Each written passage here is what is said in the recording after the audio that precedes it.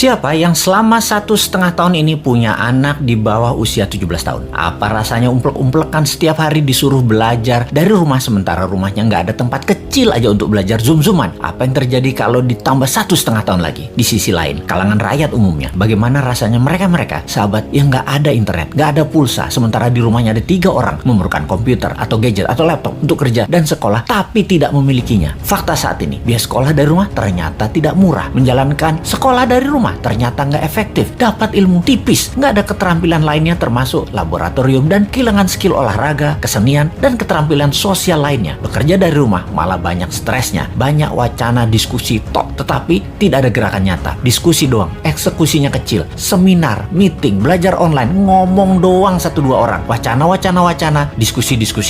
Rekening mah minus juga. Saat ini dunia bergeser jauh. Berapa lama kita akan menjadi seperti ini di bawah serangan virus? Jawabannya, kalau gini cara mengelolanya, selamanya, setidaknya sampai tahun 2025. Demikian kata WHO dan World Bank. Waduh, paling cepet 2023 awal deh. Tetep aja lama. Maunya tahun 2021 ini paling lama selesai deh. Vaksin deh tuh 100% orang Indonesia. Pertanyaan lagi, apakah selesai COVID? Ya nggak tahu juga. Menurut Ngana, selesaikah COVID ketika 100% manusia Indonesia sudah divaksin? Jawabannya nggak tahu. Misalnya, manusia setelah divaksin, efeknya tingkat kematian dan fatality-nya menurun, tetapi tetap bisa kena. Dimana kalau kena ya isolasi mandiri, katakan 10 hari. Setiap hari ada 30.000 orang bergantian bergiliran. Tiap hari ada 30.000. Karena 10 hari di isoman, maka yang dikurung hari itu adalah 300.000 orang per hari yang terkurung gantian sampai 100 juta orang. Gitu ya, 2 tahun itu bisa tercapai. Bisa lebih. Serem amat ya kalau ini terjadi. Untuk mencapai 60% populasi yang benar, ya bisa 2 tahun lagi, mungkin bisa 4 tahun lagi. Kalau hal ini terjadi, maka bukan hanya ekonomi yang ambiar, tetapi keterampilan sosial anak kita, keterampilan lainnya hilang. Bisa terjadi generation gap yang parah, di mana di tahun 2045, 24 tahun lagi, mereka usianya yang sekarang 10-20 tahun itu adalah mereka menjadi tulang punggung angkatan kerja dan usaha. Mereka, bayangkan, tidak punya keterampilan yang mumpuni. Maka angkatan yang usianya 50-70 tahun di kemudian tadi masih tetap bekerja dan ini tidak efektif. Maka gawat kalau bernegara tidak ada yang memikirkan hal ini, tetapi lebih memikirkan tenaga kerja asing bagaimana bisa masuk terus dengan dilindungi pejabat paling berkuasa. Alhamdulillah berhasil masuk terus. Itu lebih penting baginya sekarang. Saat ini generasi mendatang, ngapain gue pikirin katanya. Yang penting saat ini lagi berkuasa, gak ada yang boleh halangin. Pokoknya gigi 5, gaspol, gue harus kaya. Lalu siapa yang urus generasi muda yang sudah 1,5 tahun ini dikurung di rumah? Ditambah masih ada kemungkinan dikurung lagi 1,5 tahun lagi. Kita urai masalahnya. Kalau anak usia saat ini 7-11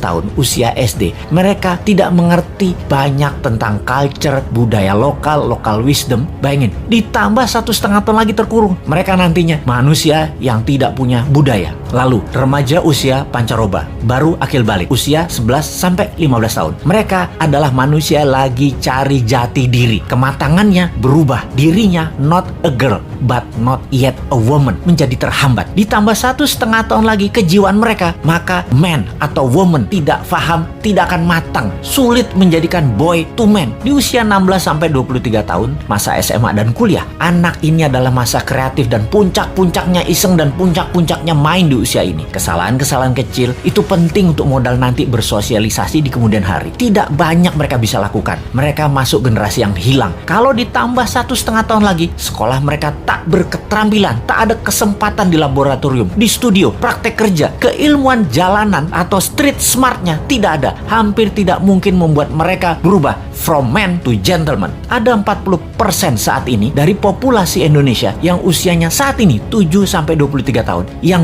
20 tahun lagi mereka merupakan tulang punggung keluarga, bangsa, negara. Jadi apa mereka ini nantinya? Ada yang mikirin pelindung nikel, mikirin. Yang pasang baliho jualan tahun 2024 itu mikirin. Yang menjabat sekarang mikirin. Kalau bosman, ada tuh bala muda walau kecil, kita berjuang.